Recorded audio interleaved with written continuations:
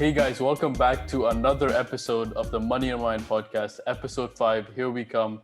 Today's guest is a digital entrepreneur and educator with over 15 years of experience in the space. He's built a digital marketing agency which generates over $1 million in sales annually called Hvac Digital. He's had a very interesting life story getting to the position he's currently in, which I'm sure we'll get into. However, he's on this podcast today to give us the tools to help us build and start our own digital agency and give us the tricks of the trade. Lastly, he says he lives a 4-hour work week lifestyle, which is probably the most interesting thing I've ever heard as a podcast on the show. Now welcoming Dylan Ogline. Hey, thanks for having me, man. Glad to be here. So Dylan, I just want to get into the 4-hour work week because I think I'll forget it after otherwise. So what is that about? So have you read the book, 4-Hour Workweek? No. I mean, come on, you have to know about Tim Ferriss. Have you heard of the book? Yes, 100%. Okay, all right. So that's like my Bible, okay? When it comes to lifestyle design and everything. And actually, you know what? I love talking about that. For me, that has set me on such a different path. You know, I was high school dropout, started my first business when I was 14. Was terrible. It was a lot of misery, a lot of bad stuff to finally get like some success. But when I was in the beginning, my goal was have an office, have a fancy office, have a bunch of employees and all that stuff. And I really wish I can never remember where I picked up the 4-Hour Workweek, which is by Tim Ferriss. For you, those of you who don't know. Tim.blog is his website.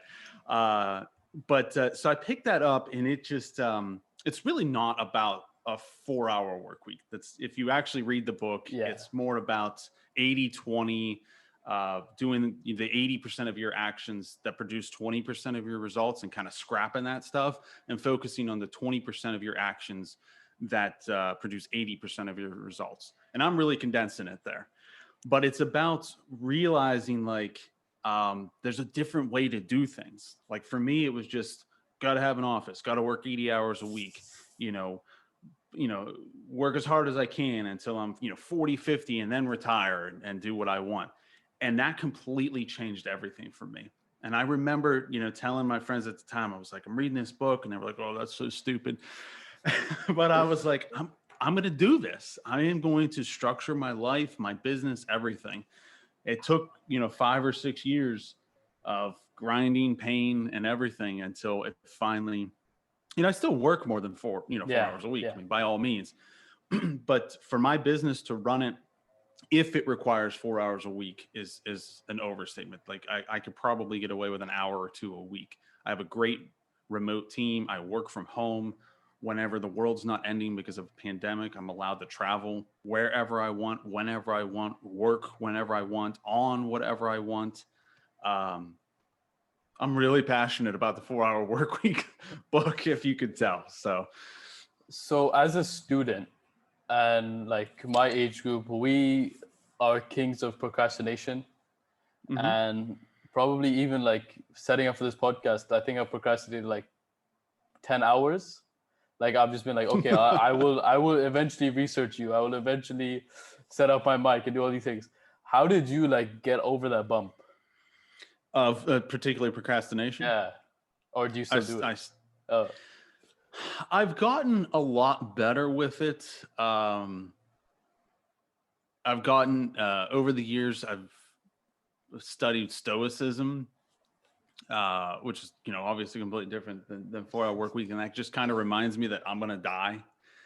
So, which I know we're going to get really morbid with this interview, but it reminds me of that. So, I just constantly think, hey, you only got so much time, stop wasting it. And, anytime I feel lazy, I start to procrastinate on something.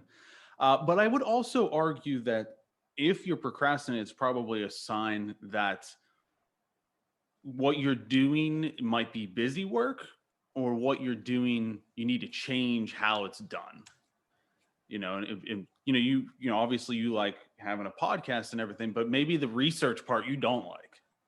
So, that might be something where you get a VA and the VA handles it, virtual assistants, for those of Yeah. you who don't know. But I just think that's, for me, I'm very passionate about everything I'm doing every day, except for, when I have to file taxes. Other than that, I mean, I absolutely love everything I do. So I think that's probably the number one thing when it comes to procrastinating. So I'm just trying to clear this up. The 4-hour work week you're saying is basically kind of like efficient lifestyle, because you're saying 20% to get that 80%. Yeah. So when I say that, when I read a book or anything, I mean, it could be 1,000-page book. I try to condense it down into like 2 sentences. Like, Yeah. I don't remember a single quote in that book, even though it's had a huge impact on my life. Couldn't remember a single quote. I try to remember the core lessons. So the book is really about lifestyle design. Yeah. So working efficiently, working whenever you want, wherever you want, on whatever you want. At its core, that's what the book's about. The big thing that was like a huge impact for me was that 80-20. At the time I realized, like, dude, there's so much stuff that you're doing just to keep yourself busy. There's so much stuff that you're wasting your time on that it's not making you any money. It's not helping your customers. It's not like, why are you wasting your time on that?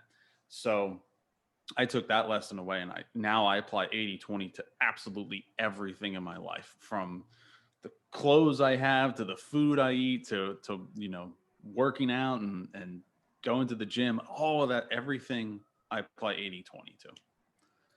So you just remind me of something. The research part of the podcast, I would say you probably made it the easiest out of everyone, guys. He gave me like a sheet with like everything like about him, and like everyone else, you had to like research.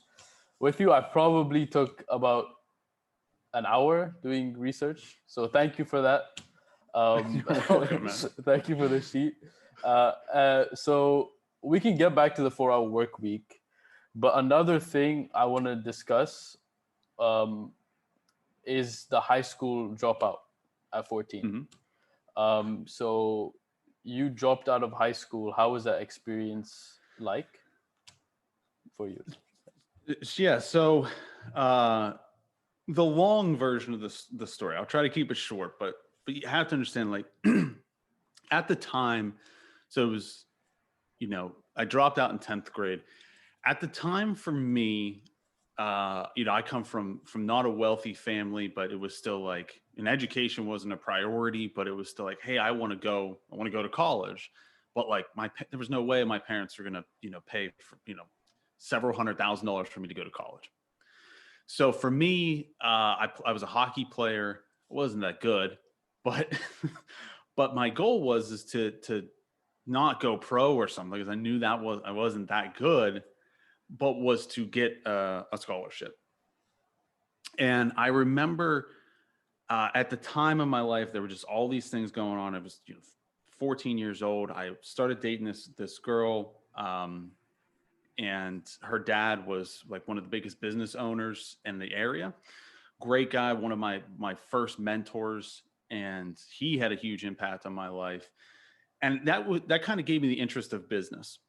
And at the same time, I picked up, my brother was still living at home, and he left the Rich Dad Poor Dad, which was the first business book. Have you read Rich Dad Poor Dad? No. Oh, dude, that's Give me two like new the books old. to read.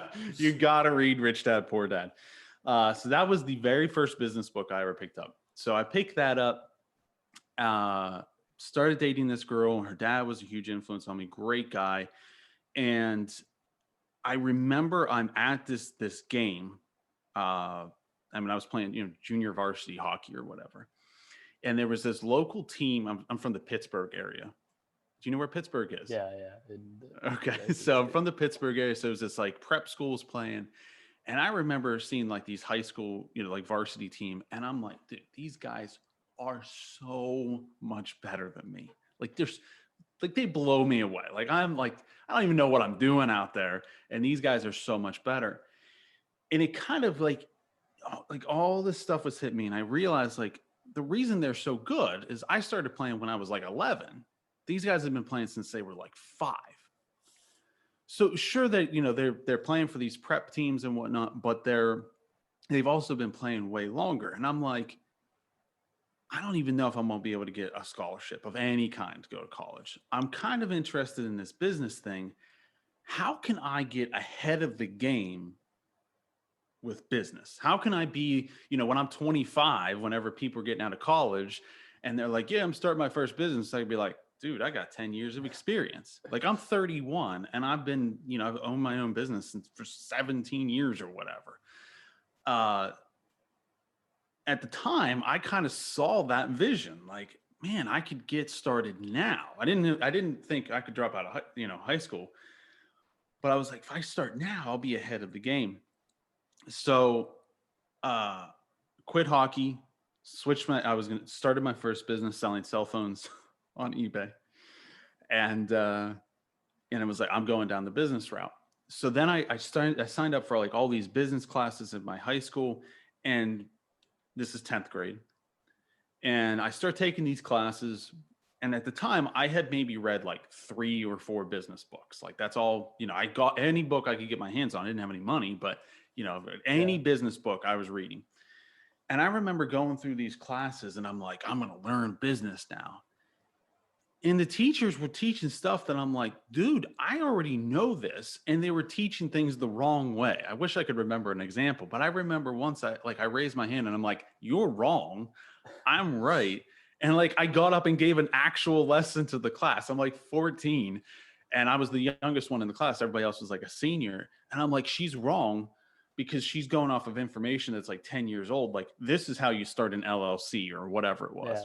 A limited liability company, for those of you who don't know. So I like, it hits me. I'm like, dude, like, you're already ahead of the game. Going down the education route's not going to work for you. I also was a terrible student because I wasn't passionate about it. So I procrastinated on everything. So I convinced my parents to let me do homeschool, and I had to pay for it and everything. It was like $1,500 to buy the books and to buy the courses and everything. So I get the books and everything. It didn't drop out. I was just doing homeschool, and I never even opened any of the books. Never took a single class. I just like lied to my parents. I'm like, oh yeah. And eventually got to the point where I was making like $2 or $3 grand a month, which when you're like 15, that's all the money in the world. So that's the long end of the story. Convinced my parents to let me drop out, and started the journey from there. So a couple questions from that explanation is, first would be, so you just read these 3 business books and you're like, okay, I'm fully into business. Like, a lot of people find it hard to make like such a big decision. How did you do that? For me, it was, I think it was just all the influences hitting me at the right time. It was the mentor I had, my girlfriend's dad at the time. It was, I think I also had an interest before that in business. Like, when I was thinking about college, like, never wanted to be a doctor. I never wanted to be a lawyer. Didn't want to be an accountant. So I was like, I'm probably going to end up going down some kind of business career. I didn't know what it would look like. But yeah, so I already had like that slight interest, and then it was reading Rich Dad Poor Dad, which just blew my world away. Cannot recommend that book enough. I mean, it absolutely shook my world. I still read it like once a year. I try to read that book, and yeah, it was just all that stuff hit me at the right time, and just made the leap, man, and just went for it. Not smart. Don't do that. Don't drop out. If anybody, you're 16, right? Yeah. Don't drop out. Tell me you're still in school, right? Yeah, I'm still in school. Please stay. Don't do that. Go to college. That's probably the smart thing to do, especially for like the social experiences. But it was really stupid. Worked out in the end. But yeah, man, I just made the leap. Just decided this is what I'm going to do, and just did it. So I would say part of that success would be the cell phone business, right? Like, if that didn't take off, would you still go back to school? like still work on that? Uh, well, what happened was, I think it was shortly after I dropped out, my credit card processor, I don't even remember what the company's name. I mean, this was a long time ago. They shut me down because somehow, some way, they found out my age, and they were like, "You're not 18. You can't be Yeah. processing credit cards. What are you doing?" So they shut me down. So I went from making 2 or 3 grand a month to just zero. And uh, yeah, man, that sucked. But I'd already quit. So I was like, I've already jumped. My parachute just failed. I got to build another one on the way down. So, which I think that's a good lesson, because a lot of people, when it comes to not dropping out of, high school, but when it comes to starting their own business or whatnot, we are conditioned as a culture to be employees. So like Yeah. safety nets and like a salary or whatnot, which this is where the rich dad, poor dad comes in and teaches you, like, you might work and it might cost you money, Yes. Yeah. and that's just the process of building a business. And it might take years and it's going to be painful. Most people are, oh, I worked 40 hours this week, where's my paycheck? And as a business owner, it is just not that way. And so I think, I had that kind of, the Rich Dad Poor Dad was the first book I read. So it was like, that was my Bible. That was my baseline knowledge. So, when those things happen, it hurt, but I was still like, oh, this is just the way it is when you have a business. You just got to adapt and keep going. So, do you like working for yourself? Like, did you find that out very early? Like, I will work for myself. I will do everything myself. Yeah, I consider myself an unemployable Yes. employee or an unemployable entrepreneur. I don't think I could.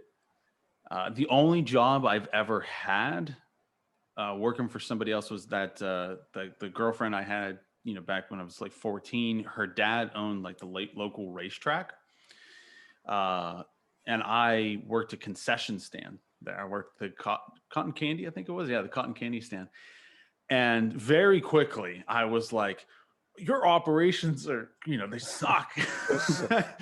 But he was really cool with it, because I would just do things like, organizing the stock of soda or supplies or whatever. Be like, why do they have it done this way? So I would just, like, off the clock, just, fix things and make them more efficient or whatever. So it got to the point when I was actually probably 16 at the time, he offered me the job to come and run be the racetrack manager. And I was like, no, I'm good on that. But no, I realized very, very early that there's no way I could, and it's not like an anti-leadership thing. It's just, if something's wrong, I'm just going to fix it. I'm just going to Yeah. Like, try to do it better. with that, in that way, me and you are very similar, because I just have this urge to, like, just try to fix it, especially doing like basic jobs. I'm like, okay, this is wrong, but I have to fix it. Like, it just that it's like a mental thing. So so now you're like, what, 15? You're making $2,000 a month. Something like that, yeah. Where did you go from there? I heard that you had a span till 2016 where you had like 10 different startups, all failed, and then you finally went on to Ogline. So yeah. So now I have Ogline Digital. Startups is a very sexy term that is very incorrect.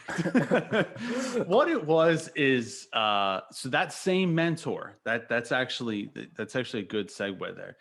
So from, the time I was 26, or excuse me, 16 till 26, I bounced around from so many different ideas.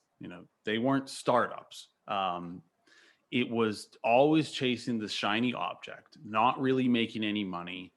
The part that with like the cell phone business, the thing I took an interest in was marketing. And then I learned how to do websites. So throughout that time, I was building websites every now and then. I was managing ad campaigns, so I had experience in that world.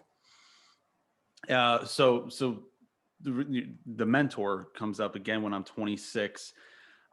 He randomly calls me out of the blue, and he's like, we catch up, we exchange pleasantries, and he's like, oh, how things going? I'm like, oh, things are great. And I'm like up to my eyeballs in debt. Like, actually, I mean, the debt's through the roof. I'm making maybe like 50 grand a year. I am stressed to the max. Vacation, what is that? I have no idea what a vacation is. Trying to get that 4-hour work week lifestyle going nowhere. And so at the time I had like, I remember I was doing, I was trying to build a job board. I don't know why, but like a job website for like each individual city. That was like some genius idea I had. A lyrics website. Like, and these things never got off the ground. That's like when I'm saying like they just never even launched. It was just like, oh, I'm working on all these things.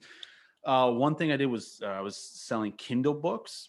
I took this program where basically you hired ghostwriters to just like write quick ebooks, like short, 20-page books. You target certain keywords in Kindle and sell the book for like $2. I mean, I was making like $300 or $400 a month off of that. It was just bad, right? So, anyways, I get this call from my long-term mentor. And, it's like, oh, yeah, things are going great. And he's like, basically calls me out on, he's like, I know you're lying to me. I know things aren't going good. So tell me the truth. And I'm like, I explained to him, I'm like, I'm doing all these things and I'm bouncing around. I feel like I'm getting nowhere. Like, what am I doing? And I constantly ask myself, like, what am I doing wrong? And I wish I remember the exact quote, but he says something like, the problem is you need to stop trying to build an airline and instead drill for oil, which made no sense to me at the time. But he goes on to explain, he's like, the airline industry, okay? The smartest people in the world go into that industry and like none of them make any money. Yeah. Like you have to be the absolute best of the best of the best to make money in that industry. It's just extremely difficult. Whereas, it's not necessarily easy to get into the oil industry and drill for oil or whatever, but it's just, you can be decent in that industry, just like okay, and still make a lot of money. Yeah. So we're talking about the things I'm working on. He's like, I think one of them that we talked about was the Kindle books. And, I told him, I was like, if I could make like 6 figures in a year, if I could just make an extra, $5 grand a month, $3 to $5 grand a month, like that would change everything for me. And he's like, so I tell him like this program that I'm taking, like the guy who teaches it, he's making like 6 figures a year. And he's like, but he's the best. Whereas if you're just okay, you end up just being mediocre at it, which you probably will end up being just average at it. I mean, you're probably going to make 1/10 of that. And I'm like, well, that's about what I am making. I'm making, at the time, like $500 to $800 a month. And he's like, that's the problem. You need to focus on a business or an idea where even if you end up being okay at it, you end up hitting your goal. So we talked about the various things I was doing, and that's where it ended up focusing on digital marketing management and focusing on the digital agency.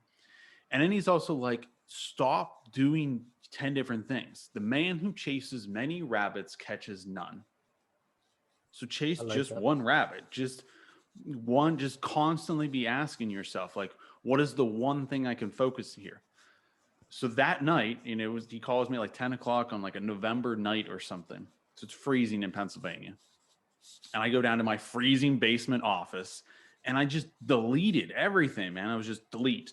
And getting rid of this domain, just scrapping everything, and just focused on the digital agency, which wasn't Ogline Digital. I was just doing work under my own name. It actually didn't become Ogline Digital until this year.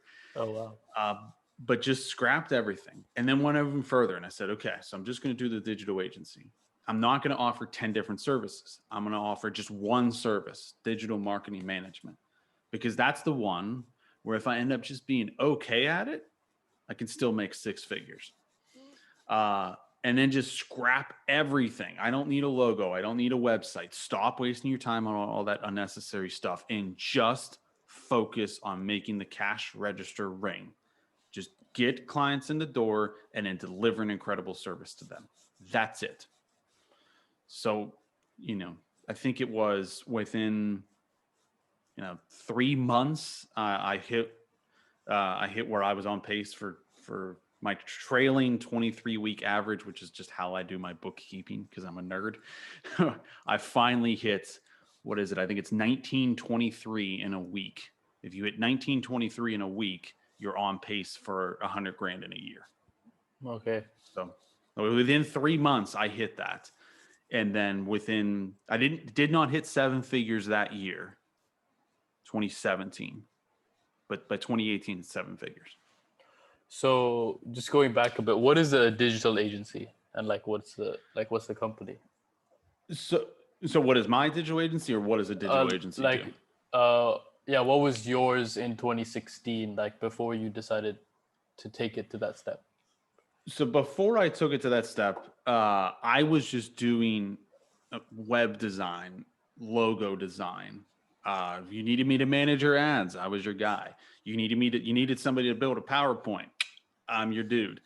It was anything, kind of creative, digitally creative work kind of was kind of what I was doing.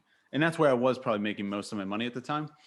And, but again, it wasn't Ogline Digital or anything. I was just like a contractor who was like an independent contractor who billed hourly, would build a website or, build some banner ads for somebody and send them a bill for a couple $100.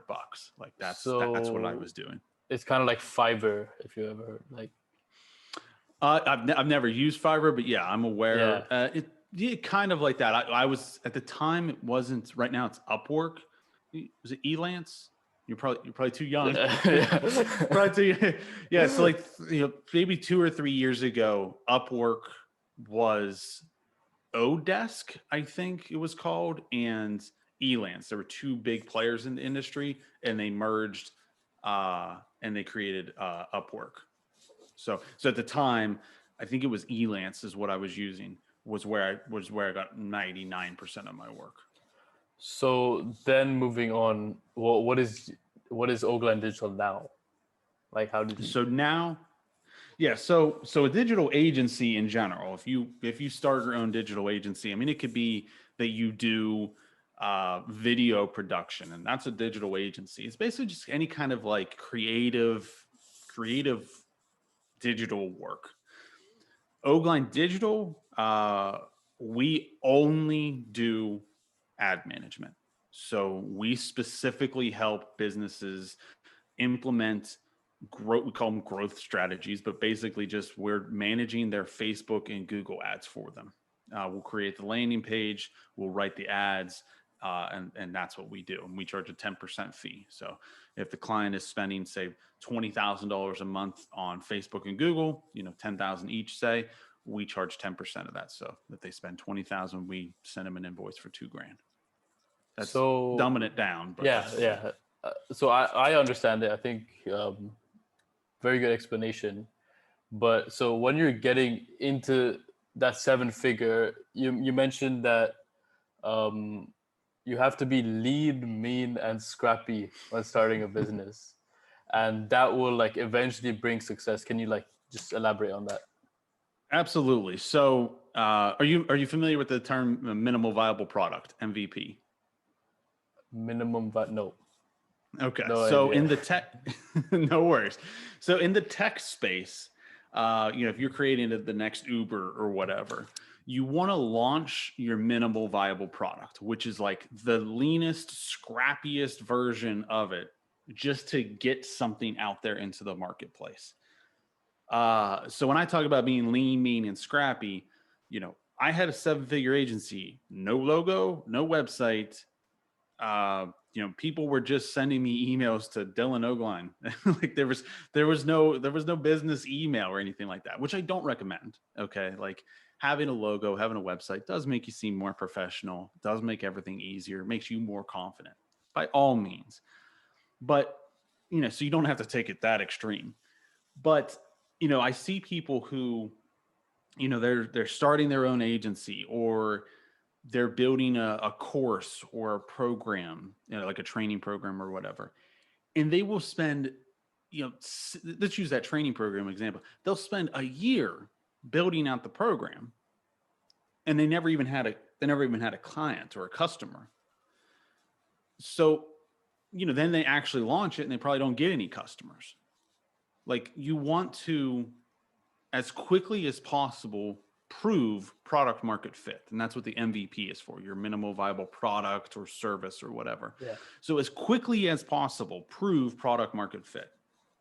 And the simple answer to product market fit is somebody willing to give me money for this? Period. You don't want to do case study, or not case studies, like focus groups and like asking people or cold calling and be like, hey, would you buy this service? Like, because people will lie to you, or they're just not serious. Like, you want to call, don't do cold calling, but you want to call them up, metaphorically speaking, and be like, yo, I got this service. Will you give me your money for it? And if they're willing to give you money, that's product market. That you have product market fit. So, I just used the example of a training program. If you're, I was actually talking to a writer recently, and she was building a program on, I think, like how to do copywriting, for content creation or something like that. And she's like, oh, you have your own training program. Like, we're talking about it or whatnot. She's like, yeah, I've been building out the program for like the last 6 months or whatnot. And I'm like, tonight, stop doing that. Like, don't build the program anymore. Actually go sell it. Get somebody to give you their money for access to the program, and be honest with them. You're not lying to people. Be honest with them and be like, I'm building this program on, how to do copywriting or whatever. And I'm looking to get students. I'm looking to get like my first couple students to, prove product market fit and to see, get feedback from the marketplace. Will you join, and will you give me your money? And if they do, then you probably have product market fit. And then it also motivates you to actually build the program faster. Like, you have to deliver now. So I really like the philosophy. So you're basically saying, if someone is wanting to buy the basic version of your product, they'll obviously want to buy the better version. Is that right? Is that right? That is certainly true. Yeah. You just don't want to, people think that you need to build the perfect version of your product first, but you got to realize that no matter what you do, which we were talking about this before we were recording, before the show, your first episode of your podcast, the first course that you build, the first product that you put out, I'd hate to tell you the dirty secret, but it's going to suck. It's going to be terrible, but that's okay. You want to, as quickly as possible, get your content out there, or get your product out there, or get your service out there into the marketplace to prove product market fit. And it forces you, that minimal viable product, minimal viable service, it forces you to cut all the unnecessary stuff. Like, if you're like that writer I was talking about, like, if she gets somebody to pay her, which I think she actually did, like, she has 1 week to create the first week of her content or whatever. Like, so she's only going to do the bare minimum because she doesn't have time to do anything else. And that's okay, because your first version is going to suck. And you're also going to learn, you're going to get your perception of what the ultimate perfect product or service or content is. Your perception of that is probably wrong. Like, it's going to be really difficult to get it perfect your first time. So just get it out there and then get feedback from the marketplace. So the philosophy, I feel like, is very, very good. But at the same time, what if, let's say, like, I put something to market and nobody buys it? Then do I have to work on it more? Fit. Okay. I know, like, what creates product market fit? Like, is it one person? Is it many people? I think it's like intuition. Like, if you're selling your mom and your mom gives you her money, like she's probably a little Yeah. biased, So you certainly want to get, get several people is probably a good idea. But it's not even about, it's not, oh, okay, I got some people, now I can build the perfect version of my product or my service or whatever. It's simply just getting going. Like, it's progress is what matters more than anything. Like speed, like you want to move fast and break things. It is much better to ask for forgiveness than to ask for permission. So, and I think people will also, if you're honest with people, like using that program example, when my first training program to teach people how to build a digital agency, I went to a few people that had talked to me about like kind of mentorship or whatnot. And I went to them and was like, hey, I'm starting this new program. It's like, there's no client portal or anything. It's just, I'm going to put together a couple videos, throw them in Google Drive, and, we'll do group calls on at the time it was GoToWebinar. Now everybody uses Zoom. And I'm going to see what happens. And if you don't like it, I'll give you your money back. And people were willing to give me money for that. So that proved product market fit. Okay. And then, of course, the first version was terrible. It absolutely sucked. It was hideous. But I learned product market fit. And then I also was able to get people in there and learn what is the ultimate version of the product to them, not to me, to the actual customer. And my version of it, like in my mind, what I envisioned the ultimate version of my program was totally wrong. It ended up being, there was all these other things that the students actually needed. So you're going to get it wrong. You might as well let the marketplace tell you. So I personally really resonate with that because I did that with my podcast. So first guy, nothing. Like I just found him on like the website that we use. And I was like, okay, let's just do this.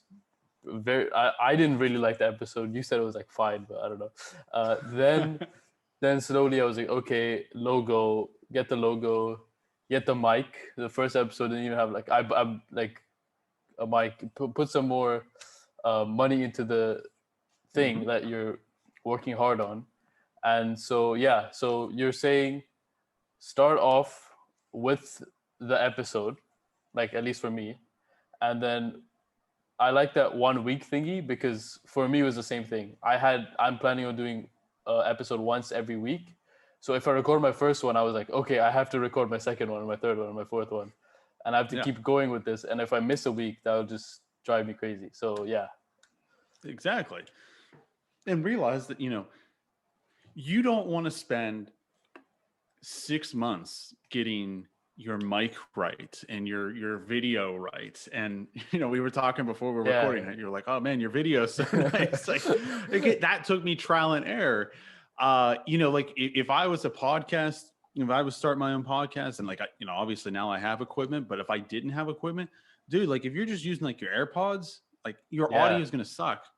But get it out there. You don't want to spend 6 months trying to figure out the audio and getting because no matter what, your first episode is going to be terrible. Your first episode is going to have problems or whatever. And what matters is making progress, is actually doing things and getting the ball rolling. So when it comes to content creation, when it comes to starting your own business, whether you have a product, a service, you're putting out content like you are, just do it.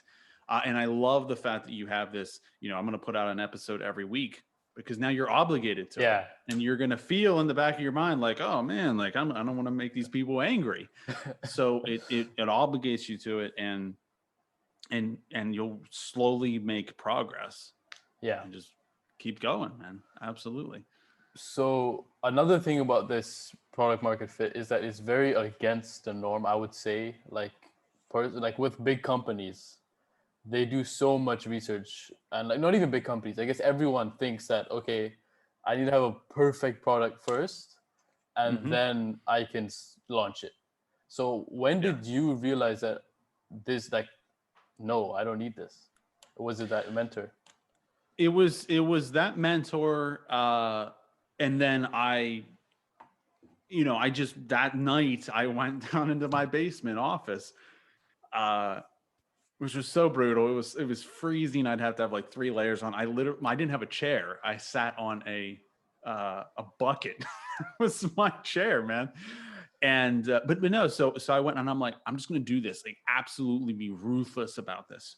Because my initial thought process was, okay, I'm gonna focus on the digital agency. Well, I gotta get a logo and then I gotta build a website. And I'm like, no, I'm not going to do that. I'm going to get so ruthless with this and just absolutely cut everything. And then it worked, and I'm like, oh damn, like that actually works.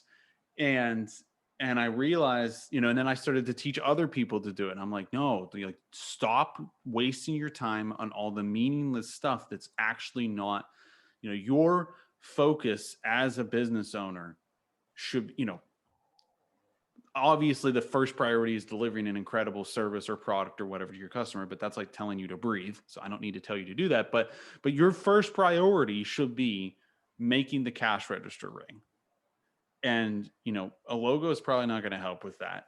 All this unnecessary stuff, setting up your Snapchat or your Instagram and all this crap is not going to help. Like, it just make the cash register ring. Just focus on that. And yeah, man, just to ruthlessly cut everything.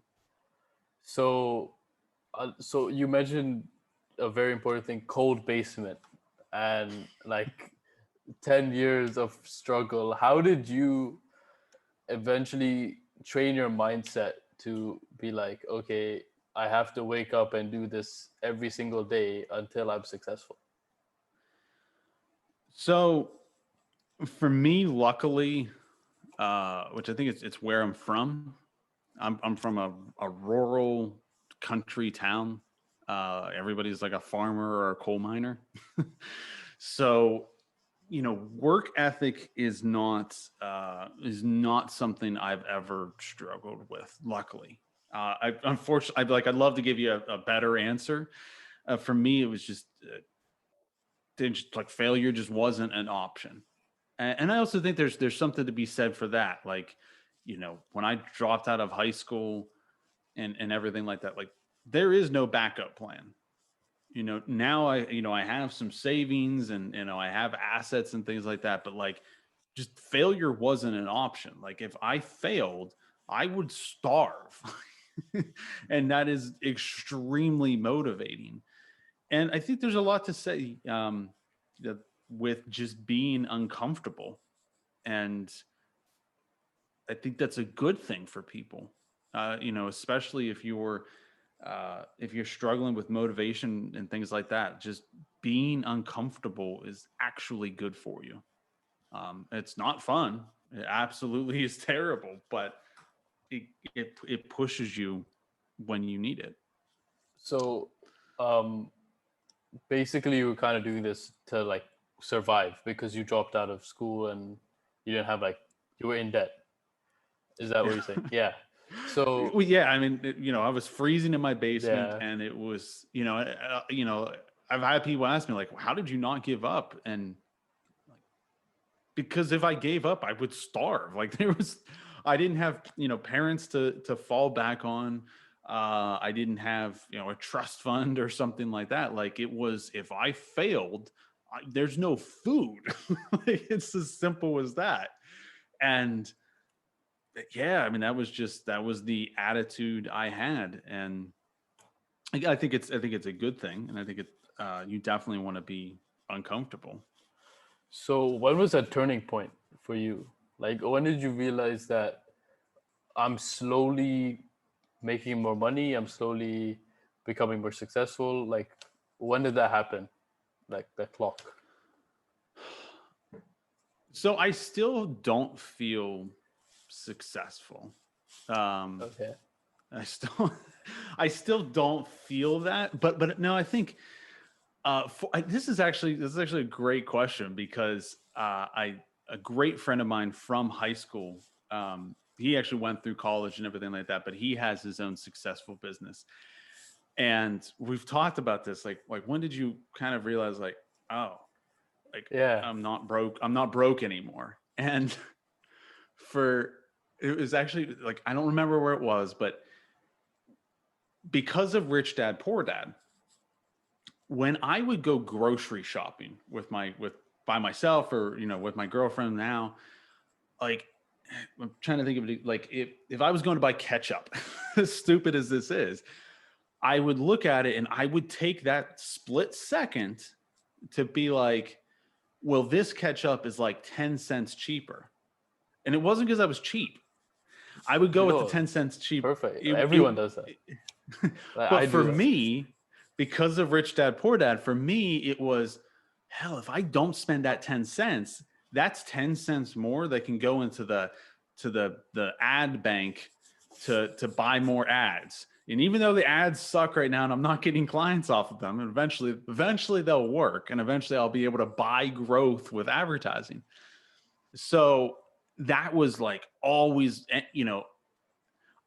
when I was driving, I would put the car into neutral because I read somewhere that like it saves 10% on your Yes. gas mileage. So I would drift, like going down a hill. I would put the car in neutral just to save that little bit. And like in my head, it's not like, oh, I'm so cheap. It was like that's saving me a little bit money, which gives me a little bit more money to put towards ads or investing in the business. Like if you read Rich Dad Poor Dad, you will be obsessed with just investing in your life, and constantly, like, you won't want to buy a Lamborghini or anything like that.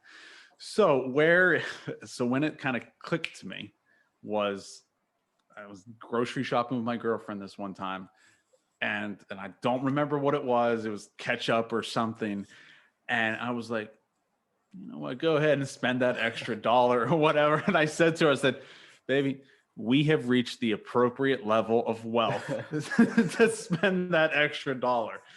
And yeah, that's kind of when it clicked to me, like, oh, okay, you're not broke anymore. Like you can spend a little bit of money. But now I was talking about my good friend, and he struggles with that too, where like we don't feel necessarily successful, but like there gets a point where it's like, okay, I need to step out of that poor mindset, which if you read Rich Dad Poor Dad, you'll understand what I'm talking about.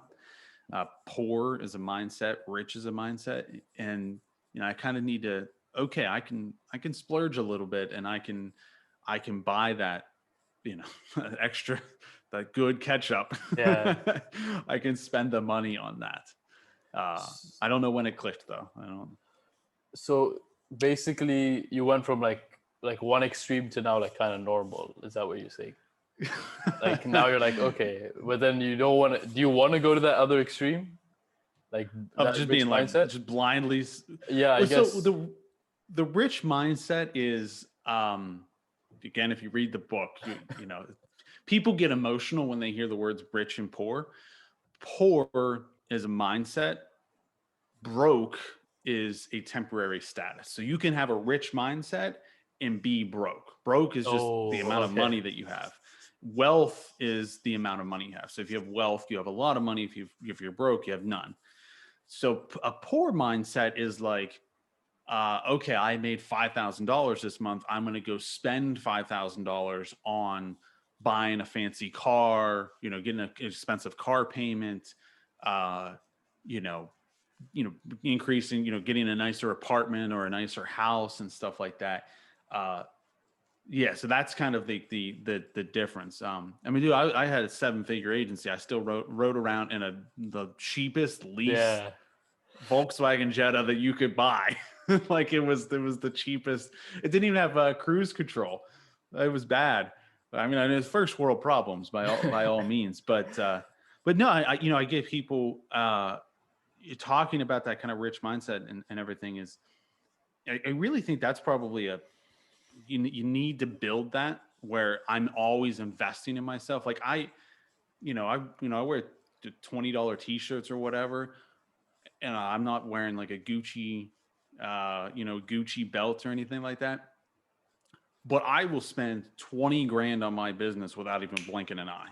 Like just, if I'm talking to somebody and, we're going to do a service or they're going to be adding value to my business, I'm like, here's the American Express, just charge it, just do it.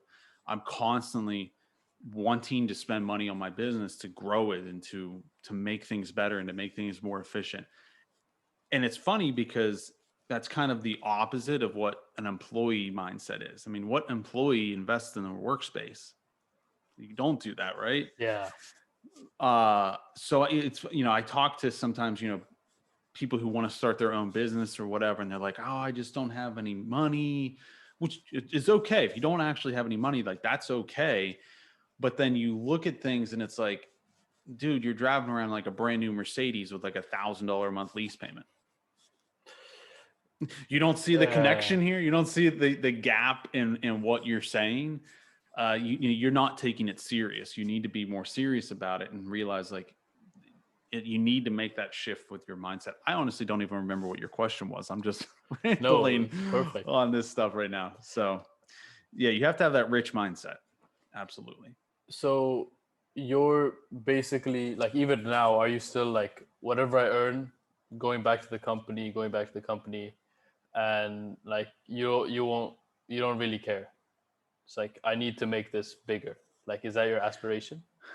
So the agency, the past, like once I hit seven figures, because like seven figures was like, Yeah, in sales, right? I'll get there when I'm Yeah. 50, right? Like it was just such an audacious goal. Like there's no way I'm ever going to get there.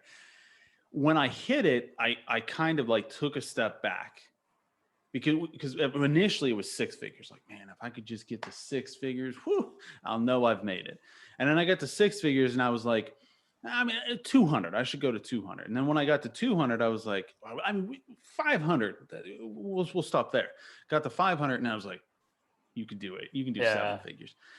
And when I got to seven, I was like, you're just going to keep going and you're not happier. Like that was a key for me. So that's kind of this. I mean, that would have been like 2018 or something like that. That's when I took a step back and I'm like, okay, now I can buy what I want generally. I can travel when I want. I can do what I want. Now it's kind of like, what's the next thing? Like, I still want to have the agency, but like, what do I want? What am I going to be passionate about? And I had the mentor. I've had several mentors that had a huge impact on my life. Hockey coaches that just massive impact on me as a person. And I've always kind of had an interest in coaching or something like that. So I kind of took a step back and I was like, I think I'm going to keep the agency, but I'm going to kind of change my focus to building something, doing something with coaching and training and helping people. Multiple variations of that. It took, I put out the product and the minimal viable product and, still learning from the marketplace. So with that, I just blindly spend money on any kind of investment that can help, that I think can get my students better results, that can make me more efficient. Stupid things like this microphone, I didn't even think about the cost. It was like, I want the best audio so that the people can hear me, so that they can get the lesson better. Just all of those things. I'm just blindly. So with the agency, if the agency needs any investments, just absolutely. But for me, the passion and what I'm working on now is the training, consulting, coaching business. So you actually answered my next question, which was that about like your helping people and coaching. Do you feel like coaching is going to take you further than your business? Like financially? No, just mentally. Like, because it's a new project. It's yes. Okay. Yeah. I think you really, when you're training or you're coaching people to kind of do what you're already doing, it makes you better. There's no doubt about that, because you're just constantly thinking about the processes and like, what am I actually doing? And like, oh, I could make that more efficient. It's kind of viewing it from a different angle, so it's kind of like viewing it from that 30,000 foot level. And because you're thinking outside the box, you're thinking about it from a different angle, it does make you better. There's no doubt about that. So, would you say that if your business wasn't at this level, you wouldn't really think of doing much with your life other than your business? Like, was that the first, like, so let's say business is here, number one Mhm. thing, and then everything else is here. But now that it's now your business is here, you can go like travel, you can go like live your lifestyle and then coach. But then what if the business falls? Is this gonna fall or is this gonna, like, you know what I mean? Well, so I would say for me, they kind of fed off of each other.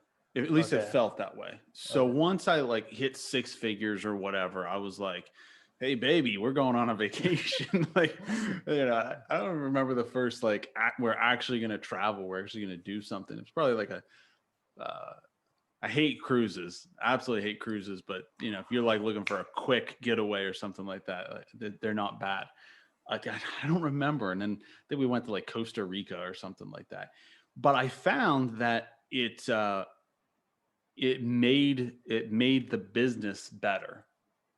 I was, it was all sorts of things. I was more motivated. I could think clearer because I was going to be away. It forced me, which this is actually, I think Tim Ferriss talks about this in the 4 Hour Work Week, where like, if you're struggling with like the operations of your business, take like a 3-week vacation where like you're not going to have your laptop or something, because it'll force you to put systems and processes and the right team members in place where the world doesn't collapse while you're away. If you go away for say a week, you can come back and like, even if everybody blew everything up and everything fell apart, you can still fix Yeah, everything. build it back You up. go away for 2 weeks, there's going to be some damage, but you can still fix things. You go away for 3 weeks and, everybody did everything wrong. You're going to come back and, everything's going to be in shambles and the world's going to be a rubble. So, uh, being away and, it made me more efficient. It made the team more efficient. It made my operations more efficient. It made me think about things from a different angle, which made me better and better and better. So yeah, those things definitely fed off themselves, more and more. Like I can even feel now, like with COVID going on, like business is up, but I feel like I'm slacking when it comes to like the operations, where I'm doing busy work because I'm like, I don't really have anything to do. Like I can't travel right Yeah. now. So there's that. Now, as far as like the finances, because my influence is rich dad poor dad, I'm not blowing my money on Gucci belts and things like that. So I, knock on wood, I feel like I'm in a good financial situation where the business could fall and I could still maintain my lifestyle. But if the business fell, like I would be putting a lot of effort into getting it going. But I do think that they do feed off each other. I think that's the more important thing to look at is, if you're just grinding away every day, you're going to get burnt out. Yeah. That certainly happened to me. And then I just kept burning. I was burnt out for like 5 years. Just dealt with it. So feeding off that, why do you're a big believer in marketing? Like you chose Mm-hmm. marketing instead of like other businesses. Why do you think marketing is so important in the real world? So for me, I think I'll start with like why I was. I don't know where I picked it up. I don't know where I read it, but I was fascinated with the idea, especially with digital marketing. You know, I think again, I picked it up with Google Ads or something, where like you could now literally buy growth. So if you're an e-commerce business or whatever, you could pay for ads where you literally spend $1 and you get $2 back or whatever. And then yes, there's a lot of trial and error. It doesn't magically happen, but once you get it going, it is literally a printing press. Okay. You want to grow your business, just turn up the speed of the printing press and boom, more money comes out. Like that is what it is. And it just absolutely fascinated me. And yeah, so that's why it became my focus. Why I think it's important is kind of two things. One is then every business wants to grow, right? I mean, if you're an e-commerce business, you want more Yeah. sales. If we work with a lot of like blue collar, not businesses that aren't online, but like if you're a plumbing and heating company and you want more, everybody wants more sales, right? Yeah.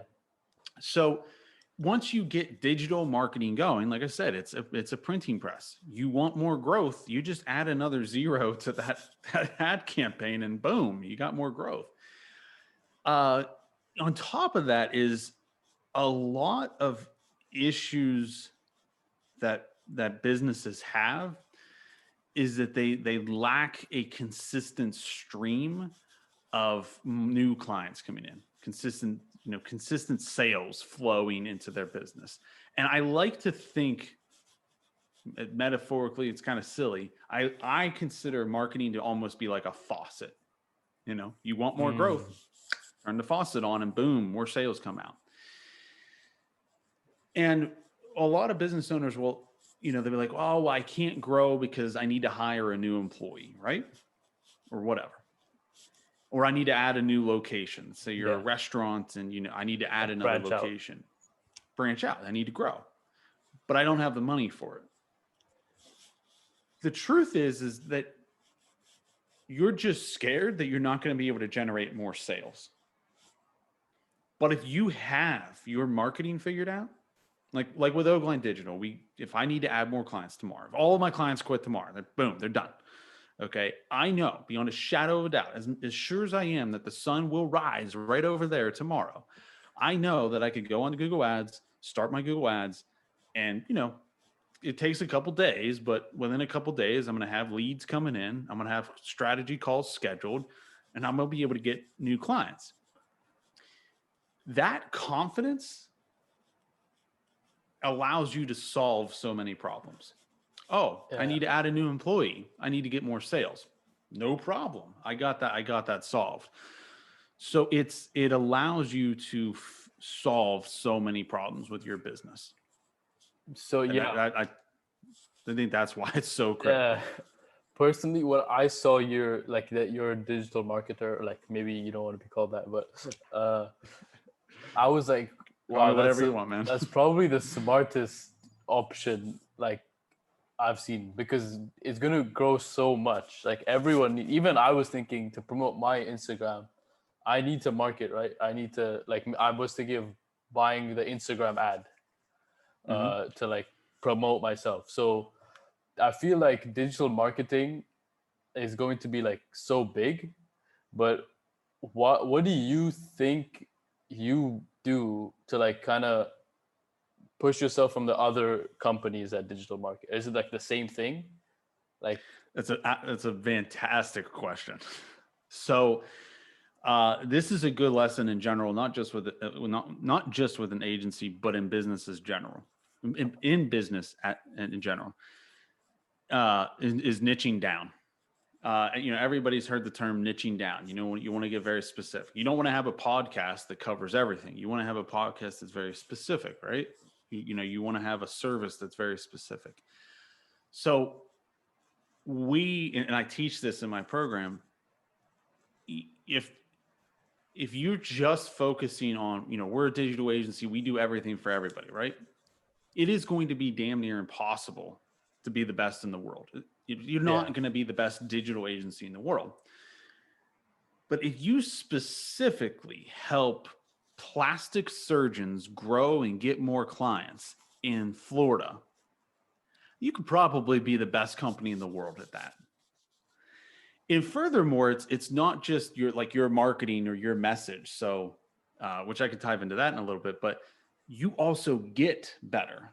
So like if you're only helping, as a digital agency, just using this example, if you're only helping plastic surgeons in Florida grow and get more clients, You're going to get better at understanding what plastic surgeons actually want.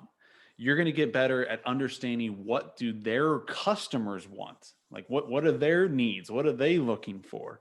You're going to get better at writing the ads. You're going to get better at targeting. You're going to get better at all of these things, which then it just feeds off each other. It's a snowball. You get better and you get better and you get better. And to the point where you are the best in the world at that specific thing.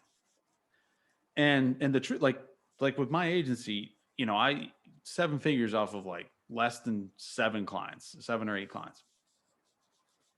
You don't need a lot of clients to have a successful agency. So that kind of scarcity mindset of thinking, that there's going to be so much competition is just absolutely ridiculous. So the answer is to just niche down, get better and better, and get just as much as you can get niche down, the better. Does that answer? I don't even remember what the question was. That was perfect. Honest, man, I apologize. So you're saying that your product is so specific to like this kind of market, like very thing, that you will eventually find enough people to like be very good at selling that. But also, what else does a digital marketer need to become more successful? Is it like the ad reading? Is it the video? Like, what do you guys do that kind of sets yourself from the other people? I think what sets us apart is that so our area of expertise is typically home services businesses. Okay. So it's everything, man. Like if I have a landing page up, the landing page, you know what? I'm actually going to read an actual headline for you. Okay. Hold on. Let me pull it up here. All right, it's loading here. So this is literally a ad headline. So this would be a landing page headline. So imagine if you're in this particular landing page example, it's for HVAC companies, heating, ventilation, and air conditioning companies. Yeah, So companies HVAC. that install furnaces or air conditioning, or like that mini split behind you, which this goes to show you something. Why do I know that that's a mini split behind you? Because I know about that industry. Yeah. All right. Okay. So imagine you are an HVAC company you're looking to grow, and you type into Google how to get more HVAC customers or something like that. And then you see this ad for, on Google that's, we specifically help HVAC companies grow and get more install projects. So, wow. Okay. All right. So this isn't just we help companies with digital advertising, or we're an agency. We can help you grow. I mean, it's like, that's a headline that's targeting an HVAC company, right? So you're the HVAC owner, you click on that, and then you go to my landing page, and this is one of the specific headlines. We specifically help HVAC companies just like yours scale and grow with proven direct response marketing strategies tailored to get you the kind of projects you want, like clockwork, with predictability down to the dollar and day. So wow. Imagine if you're an HVAC company and you read that, like, and the pictures, there's like people installing a ventilation system in this attic. Like that's the background pictures. That's pretty targeted, right? And then whenever you jump on a call with me, I know, because I've worked in this industry, like I've worked with people in this industry, I know that HVAC companies, they just aren't looking for more leads. They hate repair projects because they don't make a lot of money. They're typically small. It's like they're difficult. The people are just like, oh, my HC is not working. My HC, I don't even know what that is. My AC is not working. Like, you need to get out here now. Like, it's a pain. So they don't really, they'll do them, but they don't really want repair projects. They want install projects. Yeah. So like further down on that landing page, like I talk about, I know it's, something like, I know you're looking for install projects. So then whenever they jump on a call with me, I'm like, yeah, we work with people in your industry all the time. I know that you guys don't really want repairs. You want more install projects. So that's what our ads and everything will target. I mean, the guy's already sold. Yeah. Like that's so easy. And yeah, so I think that whole process is what makes us better. And Okay. it's not hard to duplicate. If we've had students, I've had students in my program where like they targeted car dealerships or accountants. One of our most successful students targeted accountants. Well, why? Because his parents, I think it was, were accountants. So he just knew a little bit about the industry and was able to talk a little bit different on the call. Just ad copy, just had a little bit about the accounting industry. That's what made him good at it. And then he's able to write ads that are targeted for the right kind of customers that accountants are looking for. It's all those little things that you just get better and better and better at, the more niche down you are. Like I would be terrible if I was trying to target home builders. Actually, that'd probably be okay with Yeah, that. I'm trying, it was a terrible example. Gyms. Okay. I mean, I probably would be terrible because I don't actually know like how do they make money? What's their profit margin or something like that. Like I know an HVAC company, their profit margin's like 60 to 70% on an install project. I mean, the average person on the street doesn't know that stuff. So when I'm on the sales call, when I'm writing the ads, all of those different things, I get better and better and better just because I'm focusing on a specific niche. Does that make sense? Yeah. So I'm a bit amazed because why did you pick HVAC companies? Like, how did that arise? That's a great question. So all that was, I had I needed to get a new boiler installed. Do you know what a boiler is? Yeah. So I needed to get a boiler installed in my house, and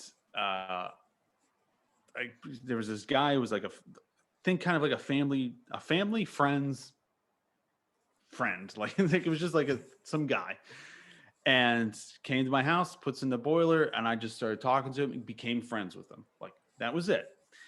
And then like one time, like we went out for beers or something, like beers and burgers, and we started talking about work. And he wasn't like he didn't own his own company, like he did kind of like independent work, random projects that people needed done or whatever. He had another full-time like sales job in the industry, but he wasn't like he didn't have a full-time plumbing and heating company. And just talking to him, it was like, he just came out and said, he's like, I hate doing those repair projects. Like the ones where we make our money is on the installs. It's easier to sell the person. You can come out whenever you can schedule with them. It's not like I need you to come out now.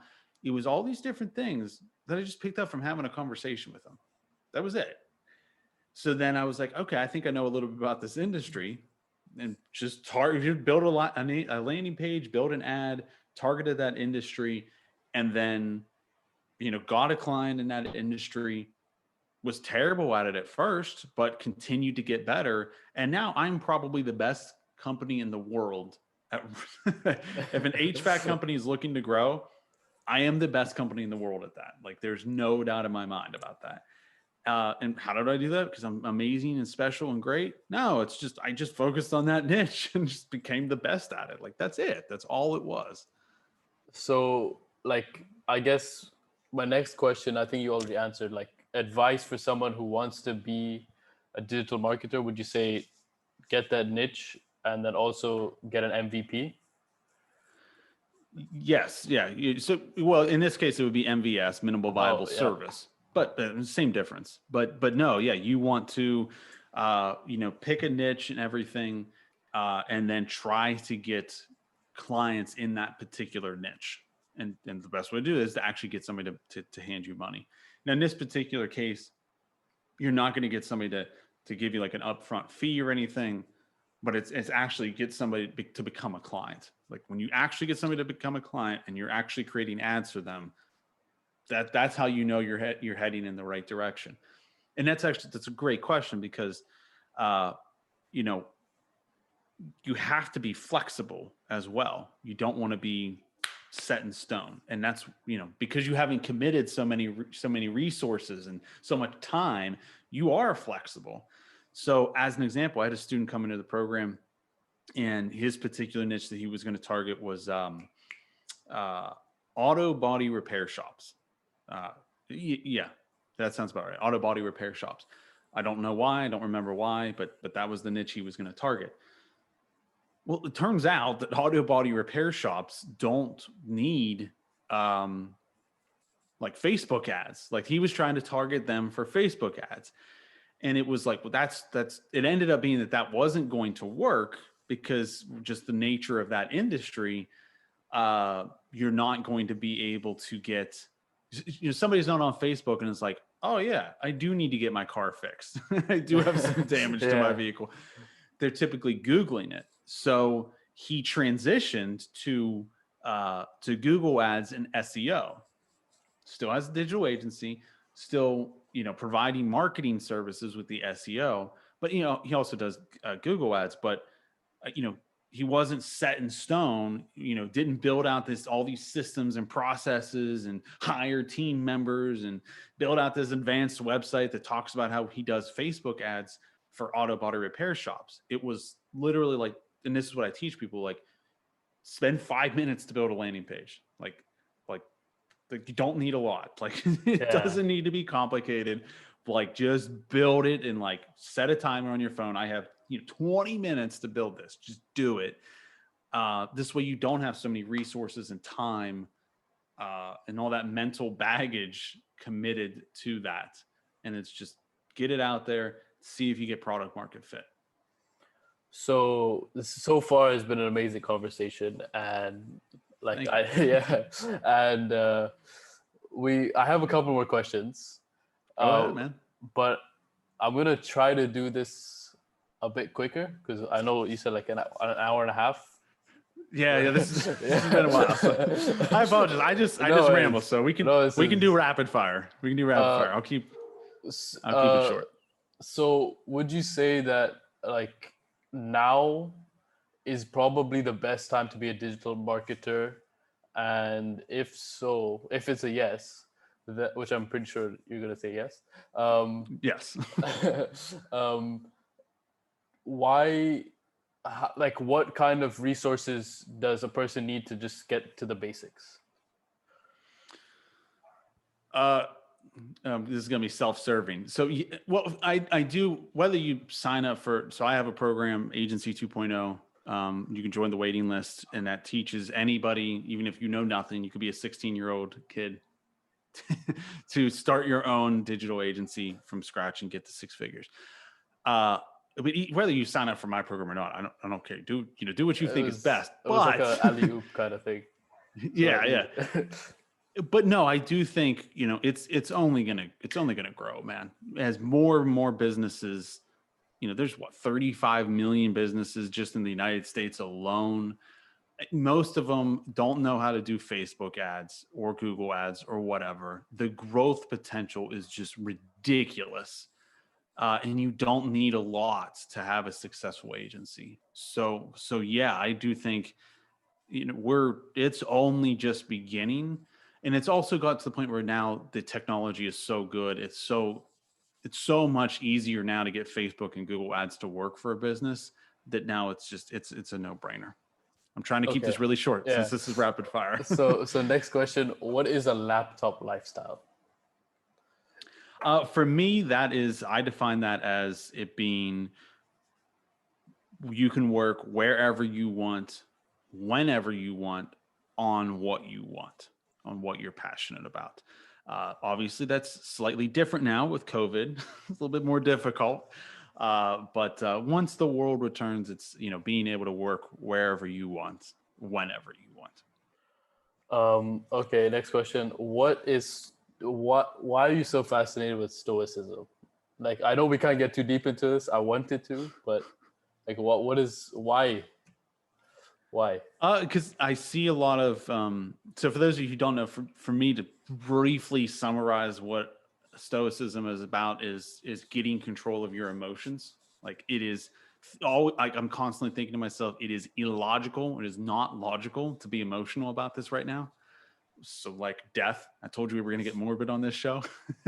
It's not logical to get scared or be, recognize that it's going to happen and accepting it. It's not logical to, waste your time being scared about it. When it comes to business decisions, being very logical, not letting your emotions get the best of you, and really having control of your emotions and fear, of like going broke, like you'll figure it out. Like, it's to me, the Stoicism is always about just really having a really strong grasp on your emotions, and also recognizing that you only got so much time. So don't waste time, dude. Always be trying to make the world a better place. So just following up on the Stoicism, Mm-hmm. when did you realize, when did you realize that I am not meant to be thinking about anxious things, kind of thing? So I struggled with, that's going to talk about death. I struggled just with that, and I don't know. I mean, I'll just, just started reading a couple Stoic books, and I got, actually can't see it on camera, but I got like a bookshelf of Stoic stuff up there. It really was just there's no reason to be emotional. Just think about it logically. You're not going to get anywhere by being emotional and panicking and being worried and being stressed. At the time I picked it up when I was at my peak in debt and everything. And it was like, you're not going to solve the problem by panicking. The best way to solve the problem and to get better is to be very logical, make the best decisions off of the information that you have available in front of you, and just don't let the emotions get the best of you. Does that answer that? Yeah, I mean, that was such a good answer. I'm thinking of putting it as an Instagram post. No pressure. I would be glad to. I think I'm going to be episode 5 or 6. You said. Invite me back for episode 10 or something. Yeah, man. maybe. I had a great chat with you. I'd have no problem jumping on another episode with you. So last question I always ask my guests: what is success for you now? Like now, what you think success is for you, and how do you think you will eventually achieve that? This is going to contradict what I said earlier, where I don't feel successful. For me, success is, I'm going to back up a little bit. I believe that the opposite of happiness is boredom. Okay. Not sadness, but boredom. And you want to have an exciting life, be passionate about what you're doing, not just work, but just everything in your life. You want to be a passionate person who's excited to get up in the morning, right? To me, that's success. That's happiness. In that case, I'm the happiest person in the world. I'm the most successful person in the world. It's not about money. It's not about, material things or like that. It's for me. Are you passionate about what you're doing? Which hell yeah is the answer for me. And am I helping people? Am I doing something to move the world just a little bit better? just sprinkle a little bit of that luck dust around, or whatever you want to call it. Just moving the things a little bit better. So yeah, that's the kind of definition of success for me. And I've already hit that by all means. But just playing devil's advocate over here. Sure. If you were a 6-figure company, would you still feel the same way? Like you're still doing the same thing you love.